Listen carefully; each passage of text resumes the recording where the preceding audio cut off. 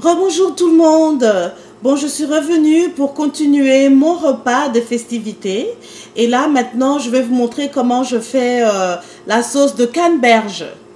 Alors, ça va aller très vite, il n'y a pas beaucoup d'ingrédients.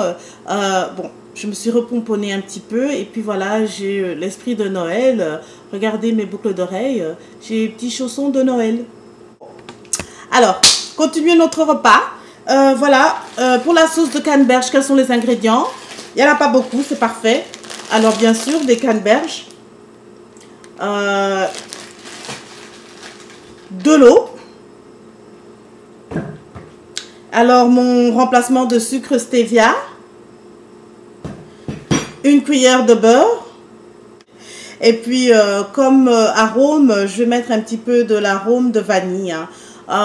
Souvent, les années passées, j'avais utilisé l'arôme d'orange. Actuellement, j'utilisais une vraie orange, la moitié d'une orange. Vous pouvez presser un petit peu le jus et mettre dans votre sauce.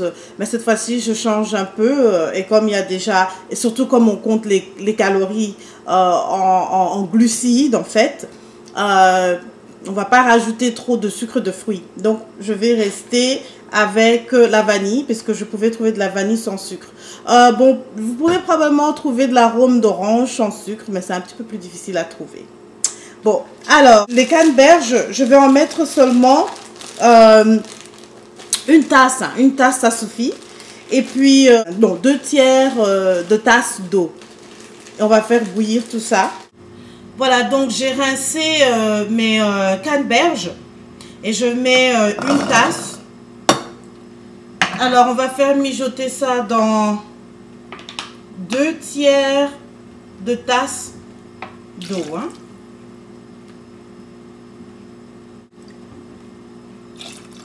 Voilà. On va mettre 2 cuillères de table de sucre de stevia, une cuillère de beurre.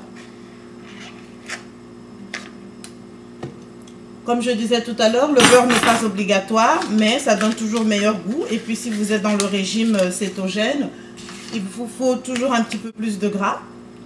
Alors, comme j'avais dit, l'arôme que je vais mettre, c'est l'arôme de vanille.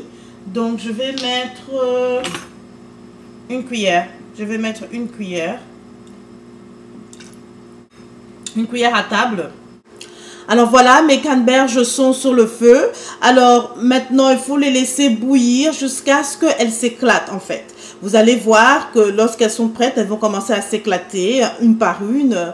Et donc, il est très préférable de vous protéger. Portez un tablier parce que les éclaboussures rouges, bon, je ne sais pas si vous pouvez les avoir avec le lavage.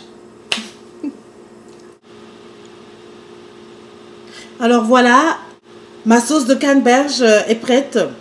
Bon, ça a à peine pris 15 ou 20 minutes. Hein.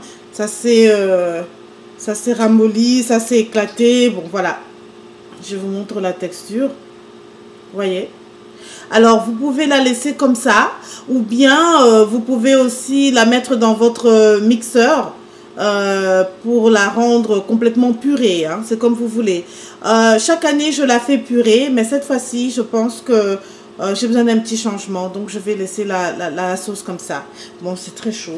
Dans le régime cétogène, comme on évite trop de sucre, c'est parfait parce qu'une tasse de canneberge n'a que 12 grammes de glucides. Et on sait que vous n'allez pas avaler toute la tasse. Hein. C'est juste pour mettre 1 ou 2 cuillères dans votre nourriture. Et puis le lendemain, vous pouvez la manger avec du pain comme confiture. Voilà. Je vous montrerai comment faire du pain cétogénique. Hein, le pain allégé. Bon, voilà. Je vais goûter.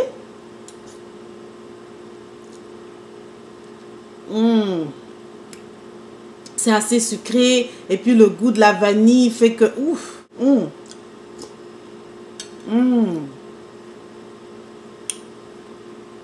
Divin.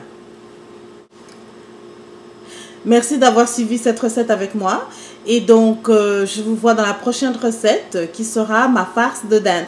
Donc, à tout à l'heure.